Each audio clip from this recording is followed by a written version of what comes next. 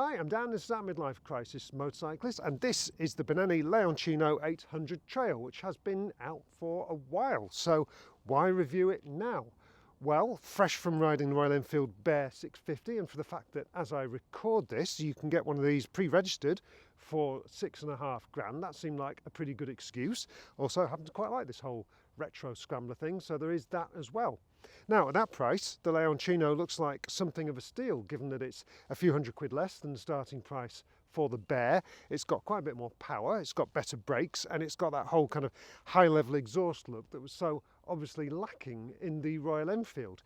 Even new, you can get one of these for just under £7,000, and that's about £1,000 less than the original RRP. So yeah, it does look like a very good deal indeed, but is it a convincing option, or is it basically just a Poundland Ducati Scrambler for those who can't quite stretch the real thing but want something trendy looking with an Italian name on the tank?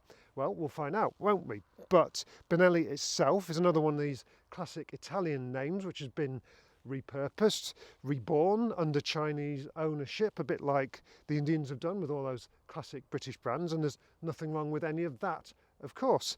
In terms of the bike itself, it's built around a sturdy, very sturdy trellis steel frame, given that it weighs 224 kilos dry. It's got some equally burly looking upside down forks and a monoshock rear end, both unbranded but with about 140, 150 mil of travel, give or take.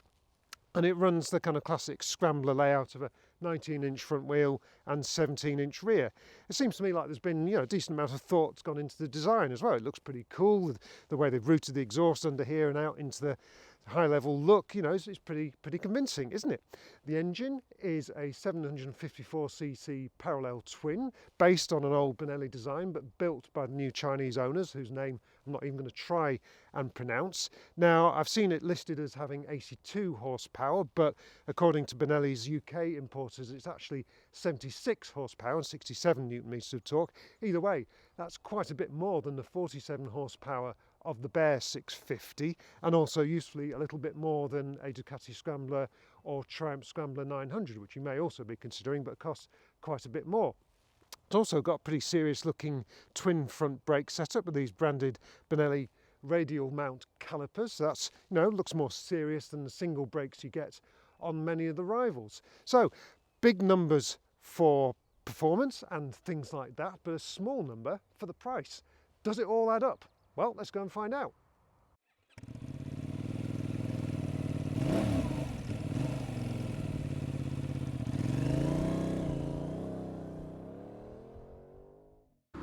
Right, so welcome onto the Leoncino 800 and a chance to find out if this is a worthy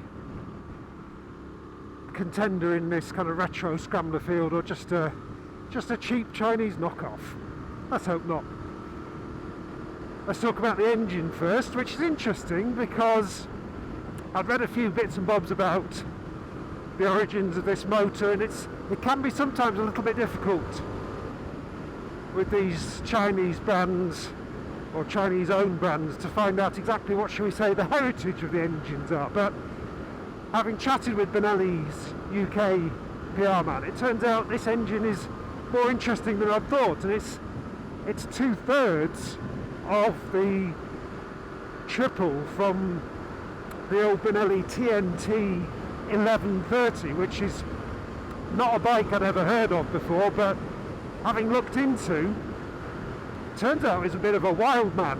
So that's quite an interesting heritage for this engine, and actually that kind of plays out in the way it behaves. For a kind of modern day parallel twin, it's actually, I was surprised how revvy it was when I first got on it. It's a really quite aggressive engine,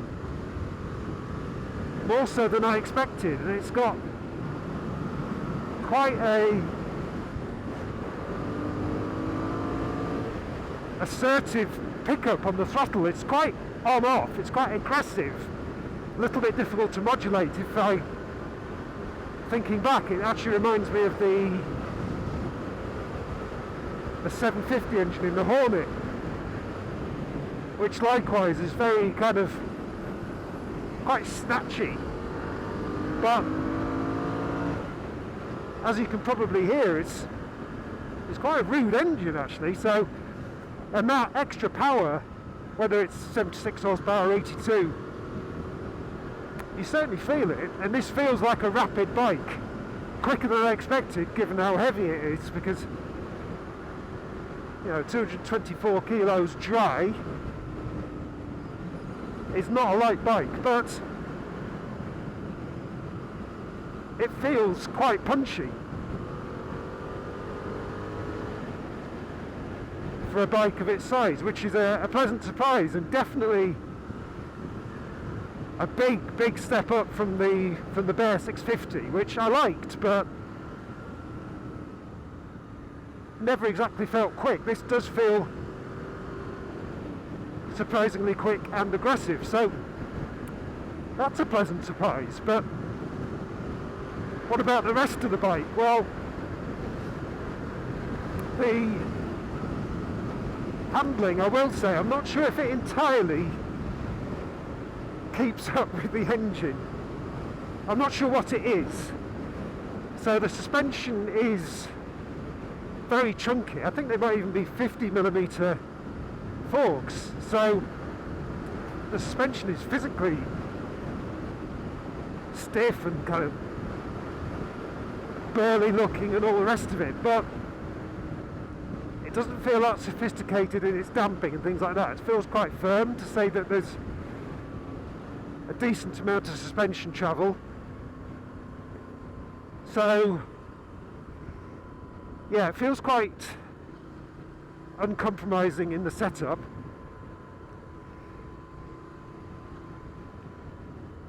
And I'm not sure how much faith I've got in the setup. It feels like the handlebars are very high up, so you ride very tall, and I'm not sure how much faith that gives me in the front end. It just feels like your hands are quite a long way away from the front wheel, so it's quite hard to judge how much weight you're putting through the front tyre and what the kind of grip levels are. So you've got this weird mix of quite a snatchy, grabby, powerful engine, and then a slightly vague handling in terms of your confidence levels and how much grip there is. It's got decent tyres, it's got Benelli tyres on it, and although they're kind of semi-knobblies, that should give you some confidence. But I will confess, I've never quite feel like I'm entirely on top of the bike. It almost feels like it's running away with me a little bit, but that's kind of exciting. A little bit of a kind of rough edge to the bike, which is quite characterful actually. I quite enjoy that. So in some ways, kind of the rough edges and imperfections of it are quite exciting. Now, in terms of kind of electronics and all that kind of thing, although it's got a TFT dash and all that sort of stuff, I think it's quite a basic bike. I think the age of that engine shows, I think it's throttled by a physical cable rather than ride by wire, so I don't think, I couldn't see traction control on the spec sheet, so I don't think it does have any sort of electronic rider aid in that sense. It's got ABS obviously, but it's kind of you and your right hand in terms of traction control. So again, that kind of focuses the mind, especially when you're riding those kind of semi-knobbly tyres on a greasier road. Thankfully it's nice and dry today, but yeah, I think that would focus the attention a bit. There's no kind of rider modes or anything like that, so it's quite old school in that sense, which is quite appealing as well. I will say I'm not a massive fan of these switch cubes and things like this. They feel very, very cheap indeed. So in terms of kind of touchy-feely stuff, I think even perhaps Royal Enfield does that a little bit better with its kind of the aluminium switch cubes you get on the Bear and other bikes. So you definitely do feel some of the kind of money saving in those terms. And there's just a weird thing where you've got menu controls, you've got one on one thumb and one on the other, which makes it pretty much impossible to control on the move. But as you can see, I'm getting jiggled around quite a lot as well, so that's the kind of what I was saying about how the suspension is pretty firm. So sometimes you ride these kind of scrambler bikes, and because they're kind of designed for off-road, they're actually quite plush on these kind of bumpy back roads. But I'm going to say the Benelli doesn't feel like that. I'm actually standing up a bit on the pegs on this road just because it's thumping through the saddle quite a bit. But again, that kind of rawness is kind of, I'd say, perhaps part of the character, if I'm being generous, or literally a pain in the arse if I'm not.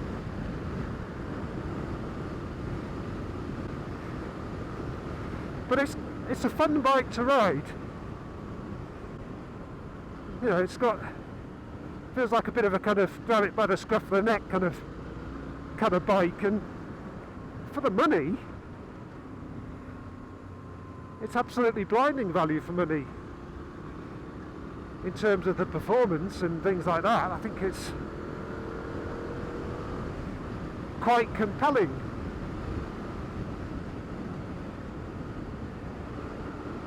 It's just there are a few little things. I think when I was riding the Bear, that's got quite a nice kind of chilled out character, and when you're riding these kind of roads on a day like this, the kind of more languid feel of the Bear, or perhaps a Triumph Scrambler 900, is a little bit more relaxing and enjoyable. This just feels a little bit more frantic, which, you know, each to your own. You might prefer that kind of character. It probably feels a little bit closer in character to the Ducati Scrambler, which it kind of superficially resembles, but it obviously doesn't have anything like the polish of the Ducati. But then, you know, it's a lot cheaper, isn't it? So the old saying, pays your money, takes your choice. But yeah, I think on first impressions, I got on this bike thinking, well, I didn't really know what to make of it because I'd never ridden the Benelli before. There's the kind of cheap Chinese bike stereotypes, or cheap Chinese built bike stereotypes, to which it does conform in some ways, but overall it's a bit of fun, and at the price they're asking for it, a bit of a steal. So there we go, there's a bit of a flavour of the Benelli Leoncino 800 Trail.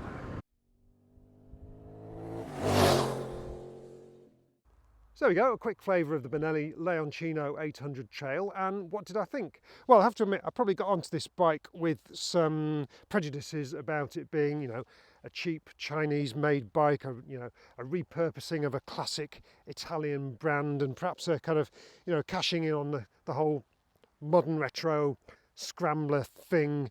You know, I wasn't sure it, you know, it talks the talk, but was it going to walk the walk? Well, in terms of how it rides, it's quite impressive actually. I've got to say the engine is a bit of a stormer. When I found out about that heritage with it being based on the motor from that Benelli TNT 1130 and that bike's reputation as being a bit of a wild child, you know, that was all of a sudden quite interesting, and it proves to be so out on the road. It's a lot more aggressive than I expected, and more powerful and faster than I'd expected given the weight of the bike. So that was a pleasant surprise.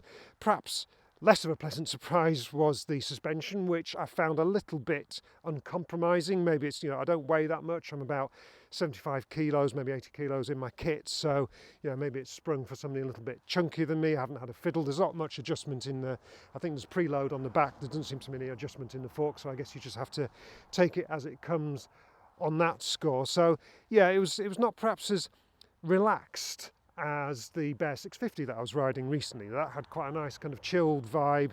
Same on the Triumph Scrambler 900. You know, you feel like you can just kind of bimble along on those, soaking up the vibes and having a nice day. This feels a little bit more aggressive and on it. So, you know, I guess each to their own. Everybody likes different things. So I think if I were buying a retro Scrambler, I'd perhaps more towards the Triumph Royal Enfield way of doing things. But then again, in character and looks, this is probably closer, in its aspirations at least, to the Ducati Scrambler, which does have a more kind of modern look and a more kind of a sportier riding style as well. So obviously it can't compete in terms of brand image or quality, but then it is a lot cheaper. Anyway, I'd be interested to hear what you think. Is this one of the more appealing modern retro Scramblers out there, or maybe just a bit of an also-ran? Let's have a chat in the comments. I hope you enjoyed the video. If you did, please hit like, and if you're not subscribed already, please do so. For now, I'll say goodbye, thanks for watching, and ride safe.